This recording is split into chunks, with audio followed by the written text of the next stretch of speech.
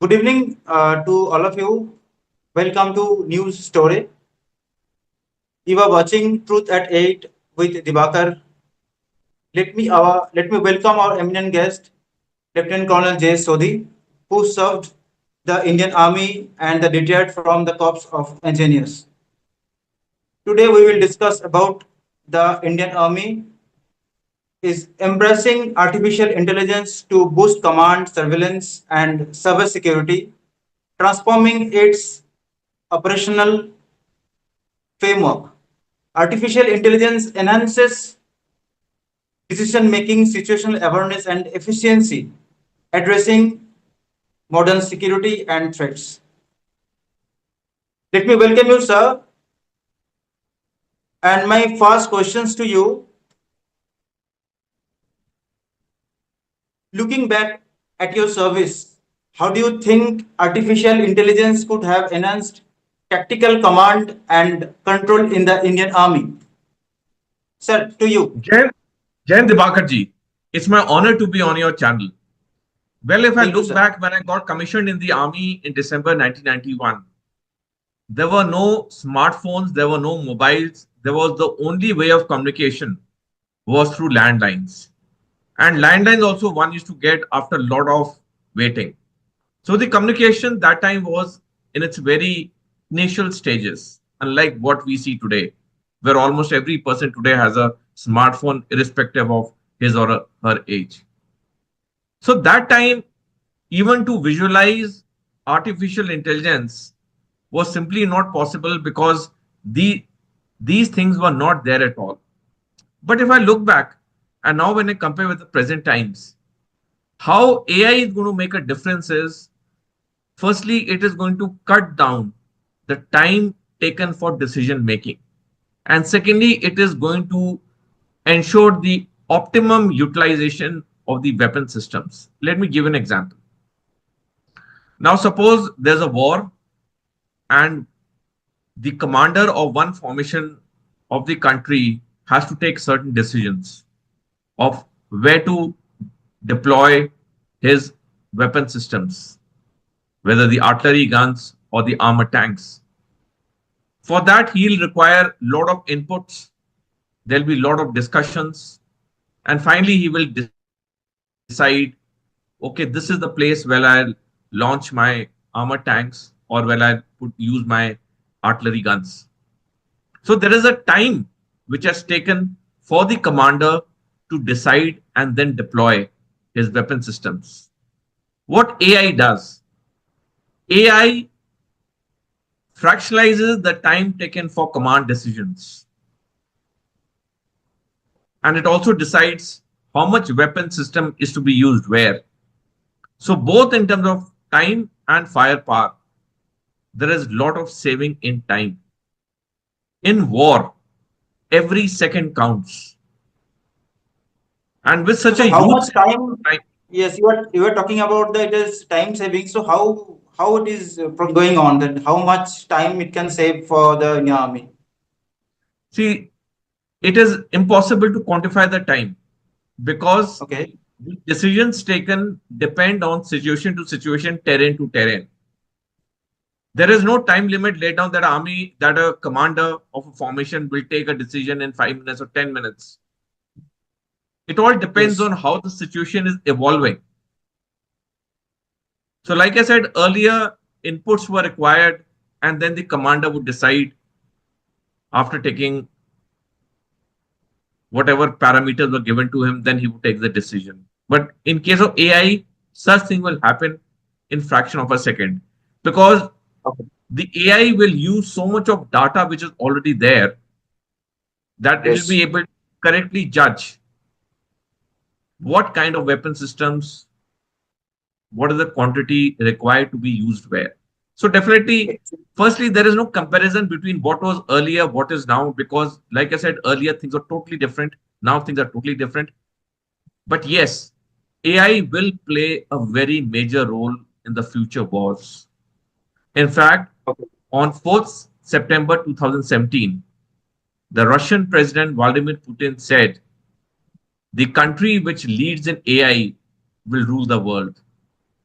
And as we are seeing, countries which are doing well in artificial intelligence are actually gaining a vast combat edge over those countries who have not embraced AI in a big way.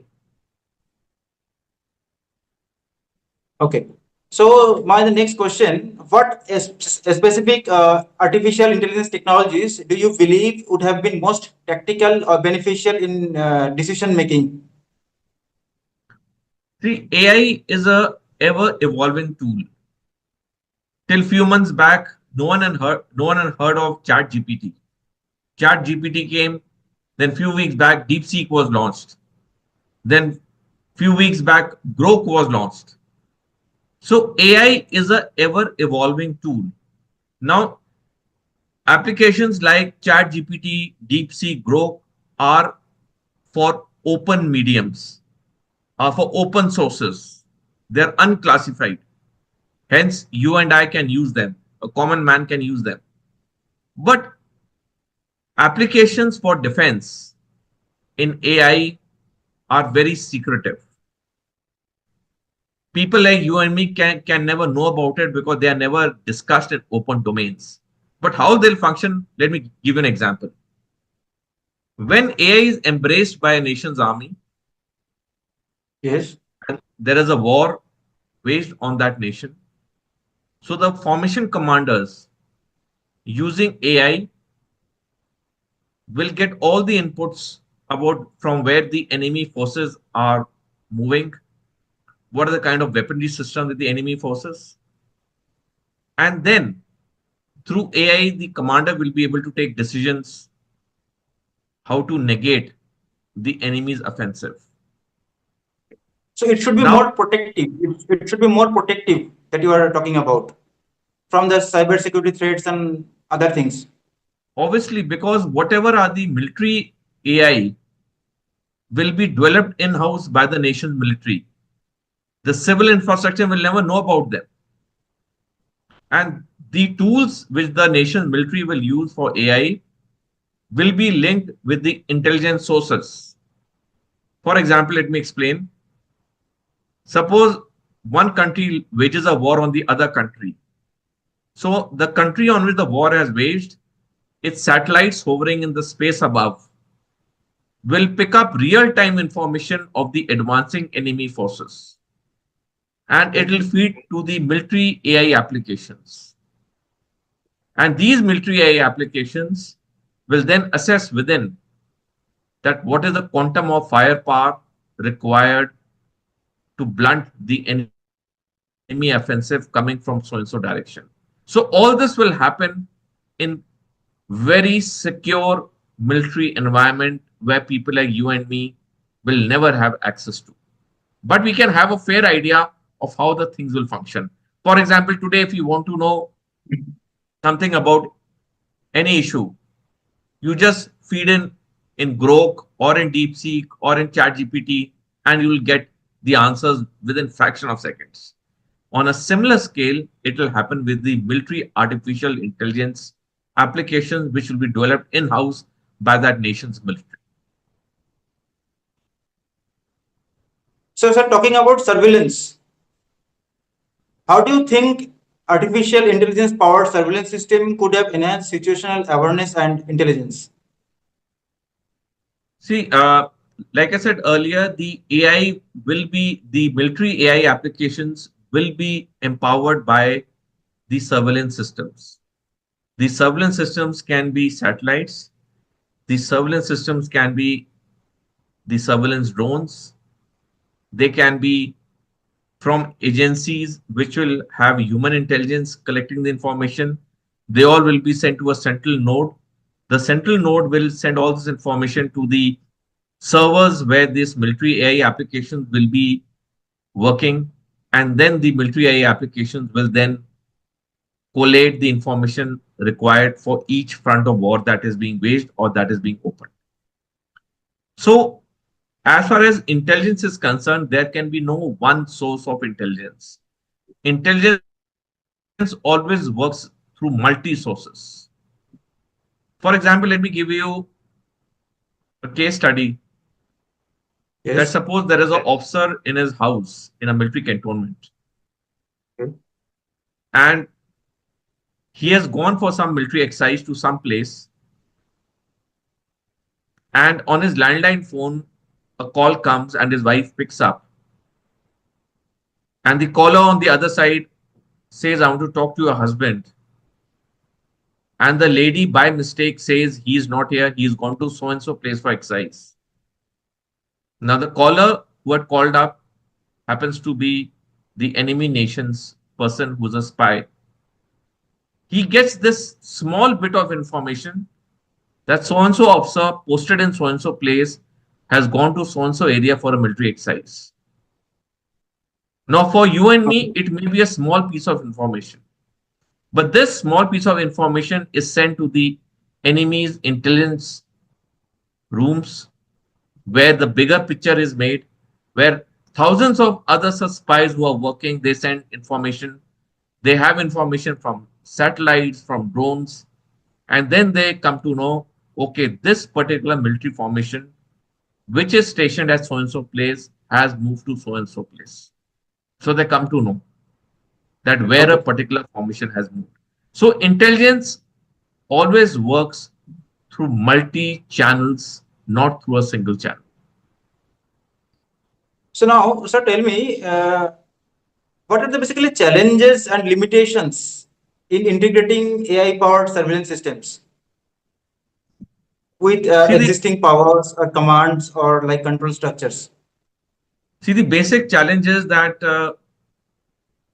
a nation's military has to be very abreast of the AI changes which have come in. So, firstly, are the soldiers of that nation's military totally knowledgeable about the AI tools for whatever be the level and the level at which they operate? Secondly, has that nation's military developed AI for such complex military tasks? It is only when the tools have been developed well for the military applications can the nation's army use it for its military purposes. In 2014, China is the only country in the world which said it is ready to fight in all six domains of war. And the six domains are land, sea, air, cyber, electromagnetic spectrum, and space. Generally, when we talk of war, we say Army, Navy, Air Force. But that is not how the future wars will be fought. The future wars will be fought in six domains: land, sea, air, cyber, electromagnetic spectrum, and space. And these three new domains, that is cyber, electromagnetic spectrum, and space, will be used first, and then land, sea, and air forces will be used. So the entire complexion of future warfare is changing, evolving, totally contrary to what we have been seeing and reading till now. So that is where I said that is a nation's military well prepared to absorb these changes which have come in? That is the moot point. So AI must get some protection from each and every side, right, sir? See, like I said earlier, the military application AI tools will be restricted to that nation's military. Common men like you and me will not be able to access it at all because there so much of classified information will be fed every single second, where the troop movements of the enemy, own troop movements, everything is being fed.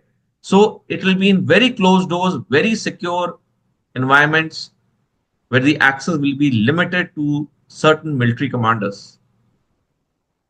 Yes. So, do you think that AI powered systems can work in high stress tactical environment? Yes, that is where they'll work very well because where there's high stress tactical environments where decisions have to be made in the shortest time possible, it is there these AI tools for military applications will come very handy. So definitely, yes, they have great leverage. And like I said earlier, the way President Putin remarked in 2017 has got great value.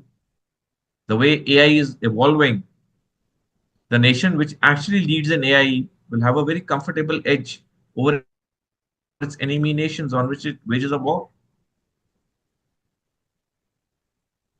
Okay, talking about the data quality, availability, and management in AI powered systems could have been mitigated. Do you think so? No, it can't be mitigated. It has to be increased because data is the new oil. The country which has more data will have better AI tools. Today, the easiest way to fact check anything, because a lot of misinformation is there in today's world, especially on social media. If you put in that issue in an AI application like ChatGPT, DeepSeek, or Grok, it gives you the answer immediately. How it gives you the answer? Because these AI tools have so much of data in them that within split seconds they can tell you whether this issue is correct or not. Similarly, for military applications, the more the data will be there, the more they'll be able to give the outputs in a shorter time frame. So data cannot be mitigated. Data has to be increased.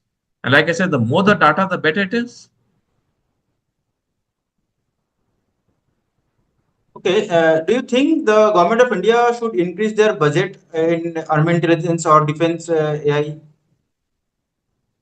Well, I feel the government of India should increase the overall defense budget because, in fact, just last month on 17th March, General Upendra Dwivedi, the Chief of Staff of the Indian Army, said in a statement that a two-front war is no longer a possibility; it's a reality.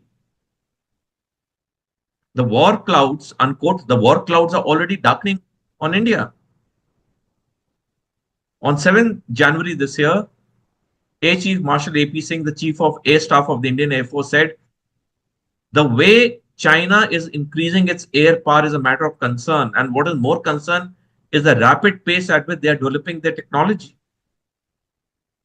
I've written a book called China's War Cloud, The Great Chinese Checkmate, in which I have written with facts and figures that China and Pakistan will wage a two-front war on India in 2035. We are in 2025. We have exactly 10 years.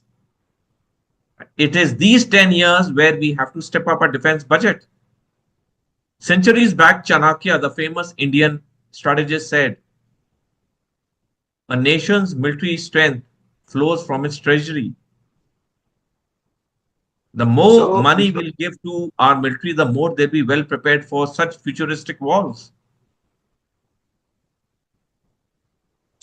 which policy should be modified or changed by the government of India?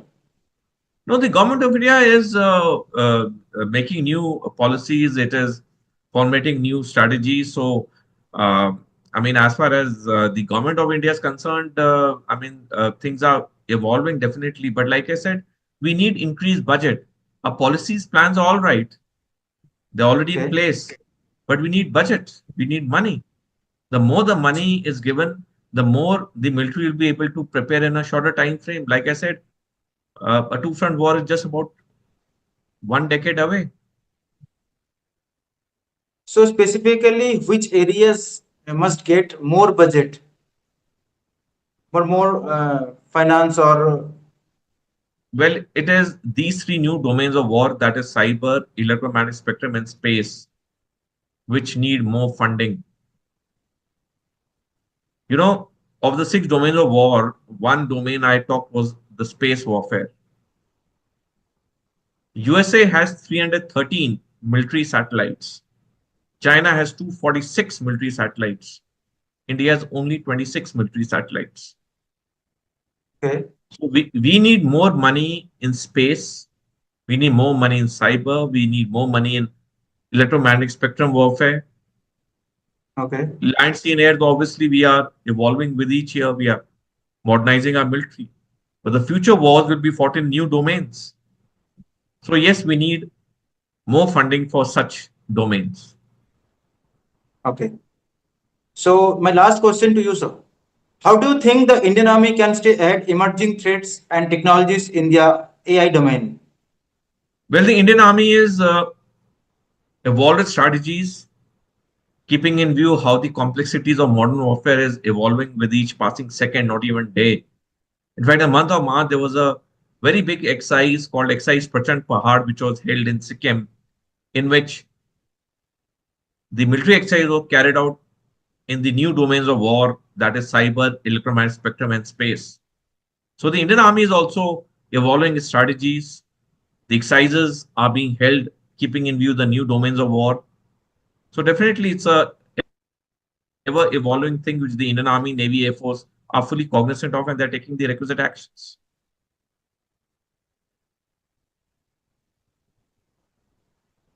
So thank you so much, sir, for joining us.